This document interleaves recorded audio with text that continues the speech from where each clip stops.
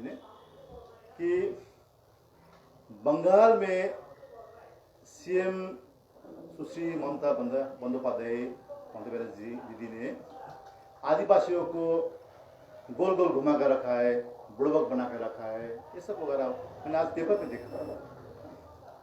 तो मैं इसी संदर्भ में बोलना चाहता हूं कि बीजेपी गोरखाओं के लिए क्या सोचता है, गोरखाओं को भावना में वो बार बार हमें गोल गोल चक्कर घुमा रहा है, हमें यूज कर रहा है और ये बोलता है कि आदिवासी को सीएम ममता बनर्जी ने गोल गोल घुमाया है, यूज किया है। इसको शर्म आना चाहिए, है ना। तो देखिए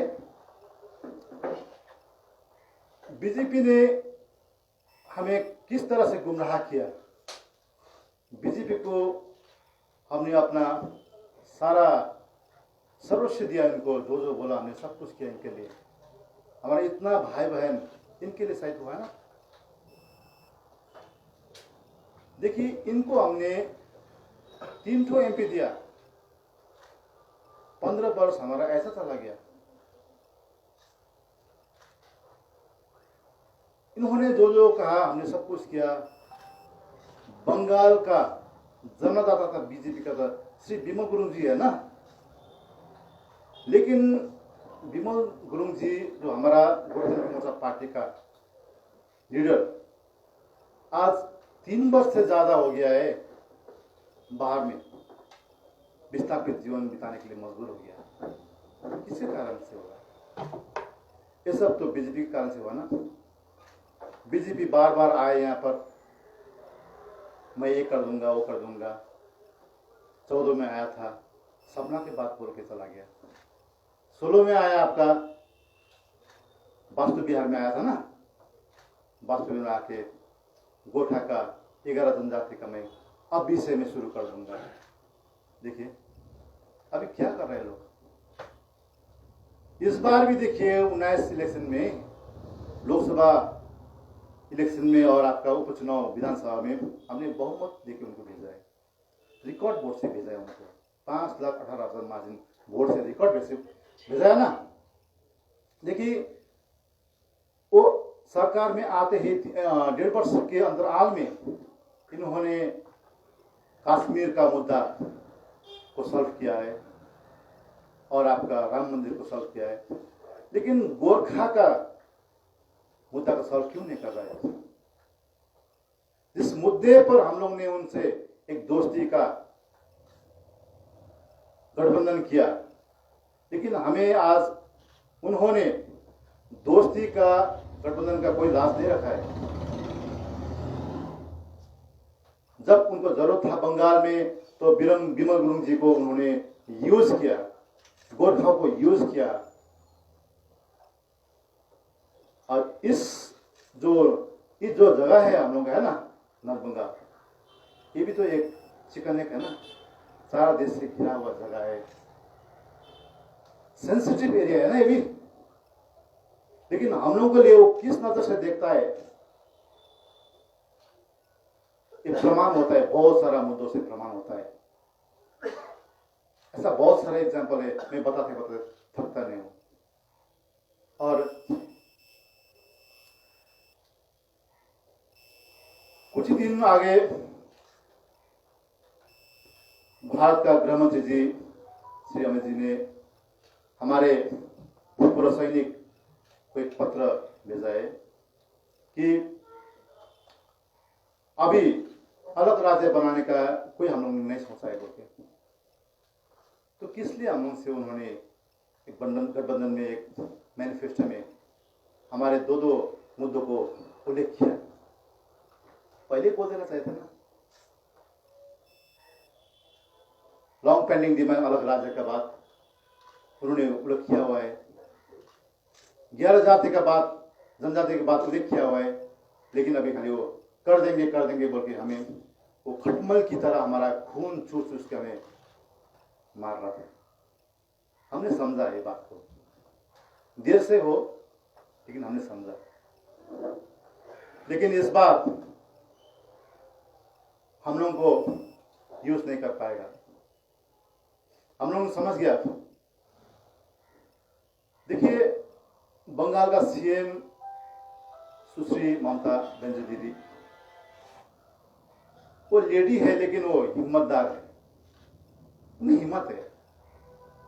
जो बोलता है वो मुंह में बोलता है, वो पीठ में छुरी तो नहीं रोकता है ना, जैसे बीजेपी करता है, मैं कर दूंगा, मुंह में राम राम बगल में छुरा। बीजेपी का ये नीति है। लेकिन ममता बनर्जी दीदी जो बोलता है वो दुश्मनी लेता है, अभी तो खोल के लेता है, यानी कोट बोलना इसे बोलता है ना, लेकिन वो पीठ में छुरी तो नहीं मारता है। इसीलिए हम लोगों ने इस बार निर्णय लिया है, जो इस बार विधानसभा चुनाव 2021 में है, इस बार हम हमारा दीदी, सबका प्यारा दीदी ममता दीदी के साथ हम लोग मिलकर काम करेंगे। और यही बात हुआ हम लोगों का। और 21 का इलेक्शन में नॉर्थ बंगाल में अब बीजेपी ना सोचे तो अच्छा है,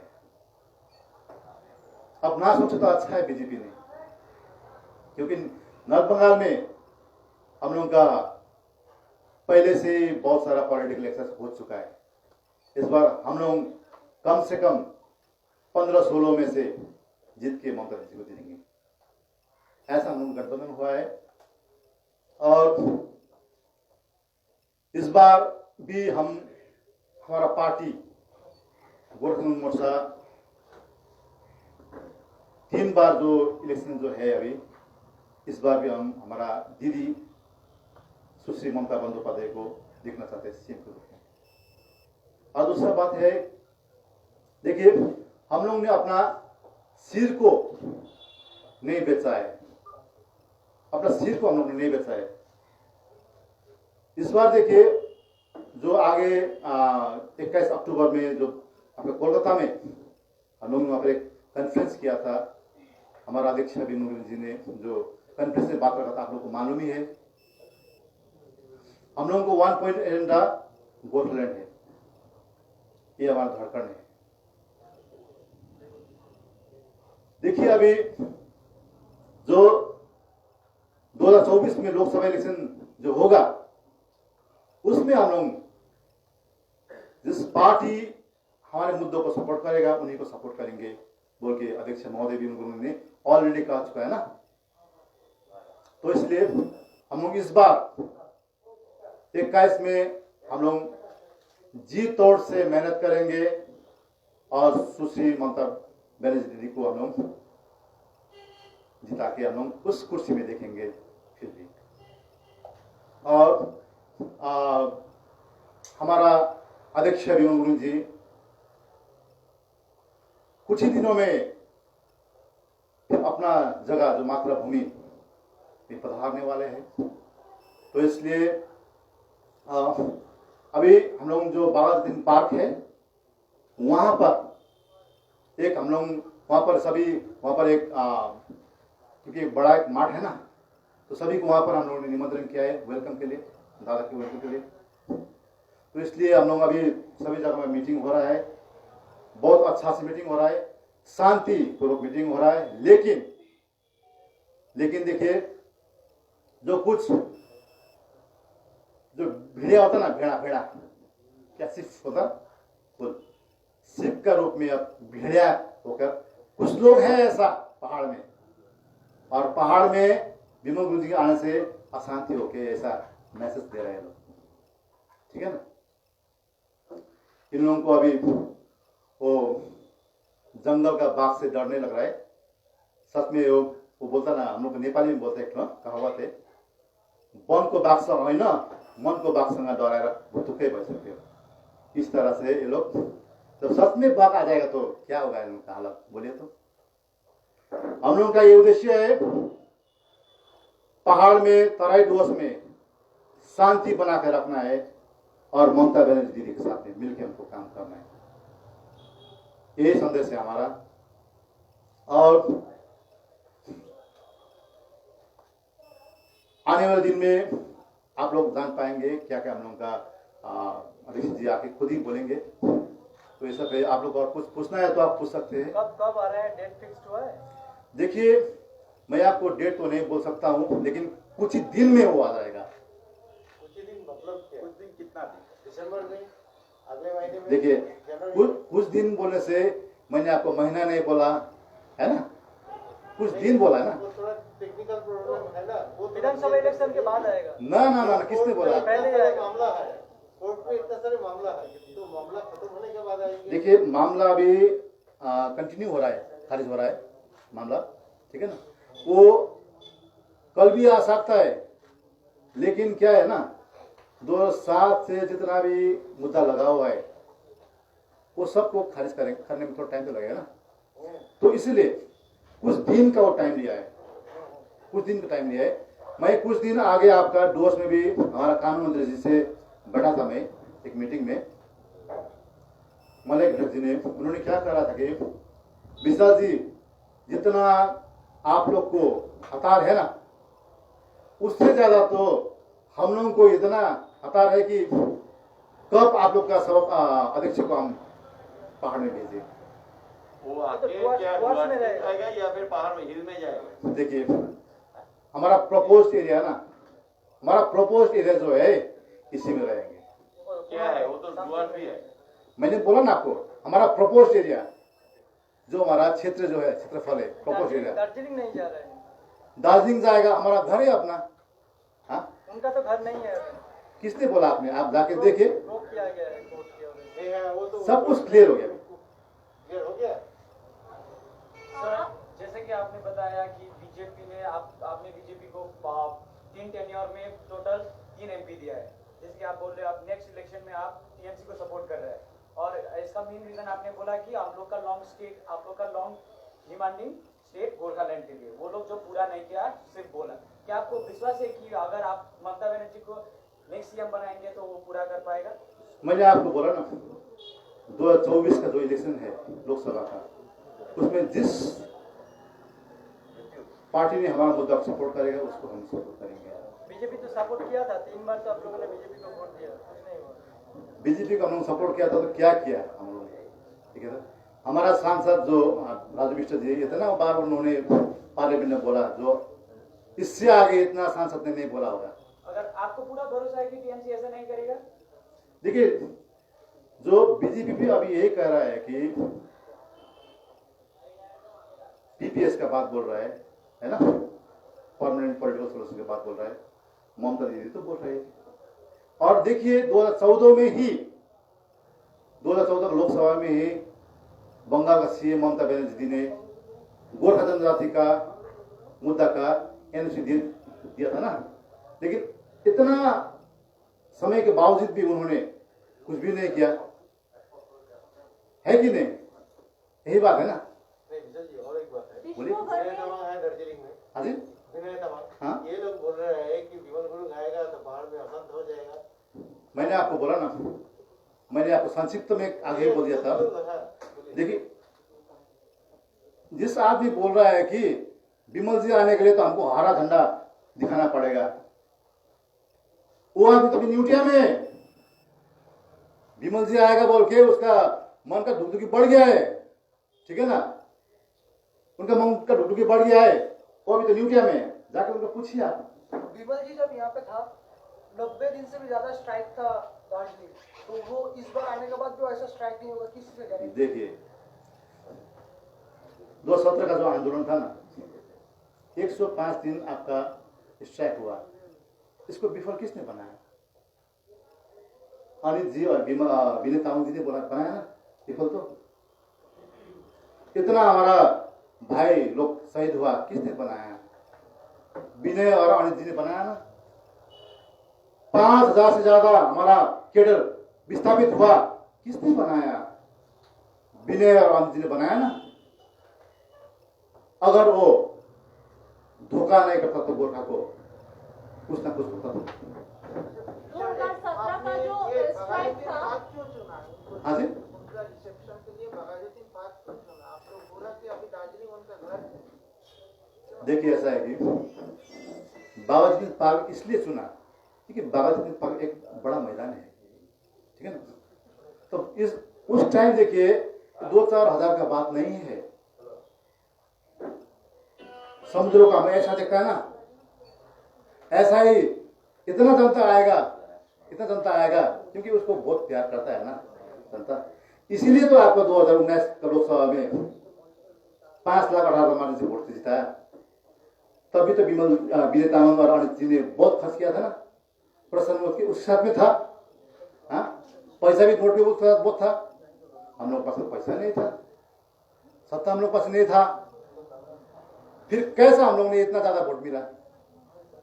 इसीलिए हाँ, हम लोग ने एक बागरगंज पार्क में सभी को यहाँ पर इकट्ठा करके एक वेलकम वहीं पर होगा। आप देखिए फिर मान लीजिए आप लोग ममता बनर्जी के साथ चले गए, विनय जी ममता बनर्जी के साथ यही, ऐसा हो सकता है कि आप दोनों फिर एक होंगे? देखिए ऐसा कभी नहीं होगा, कभी नहीं होगा, कभी नहीं होगा। ये बात की बात है। हाँ, देखिए डेमोक्रेसी में, लोकतंत्र में जनता ही जनार्दन होता है। जनार्दन किसका पास में है वो तो 19 में आप लोग देख चुका है ना? तो आप लोग तो अभी हमारा डेली का डेली मीटिंग हो रहा है क्योंकि हम लोग पास तो पैसा तो नहीं है। गांव में डेली मीटिंग हो रही दिख रहे हैं आप लोग। एक प्रश्न मैं करना चाहूंगा। तो आपका आरोप है कि बीजेपी ने आप लोगों को यूज किया, बहुत सारे लोगों को यूज किया, ठीक है, 2009 से अभी तक कुछ हुआ नहीं। तो फिर अभी 21 अक्टूबर में 3.5 साल मतलब विस्थापित जीवन मतलब व्यतीत करने के बाद गुरुकुल ने अनाउंस किया कि वो टीएमसी को सपोर्ट करेंगे। तो आप लोगों को कैसे मतलब निश्चित है कि जैसे कि बीजेपी ने आप लोगों को यूज नहीं किया, टीएमसी यूज नहीं करेगा? क्योंकि टीएमसी तो अभी भी देखिए, टीएमसी गवर्नमेंट ने अभी भी पूरा फुल सपोर्ट देके रखा है और अनिल थापा जी को। कुछ दिन पहले 175 करोड़ भी दिया, पब्लिकली अनाउंस भी किया। इसका मतलब है कि state government is formally with Anil Thapa. तो आप लग रहा है नहीं लगता आप लोग गिरी हो रहे हैं? नहीं, ऐसा बात नहीं। देखिए मैंने आपको बोला ना, जनता हमारे साथ में है। लोकतंत्र में भी एक दिन में एक जगह नहीं, बहुत सारा एक दिन में बहुत सारा जगह मीटिंग हो रहा है। हम लोगों के पास तो पैसा नहीं है ना, क्योंकि जो प्रमोद जी ने कहा कि कुछ दिन आगे ममता दीदी आके कुछ पैकेज देके गया था।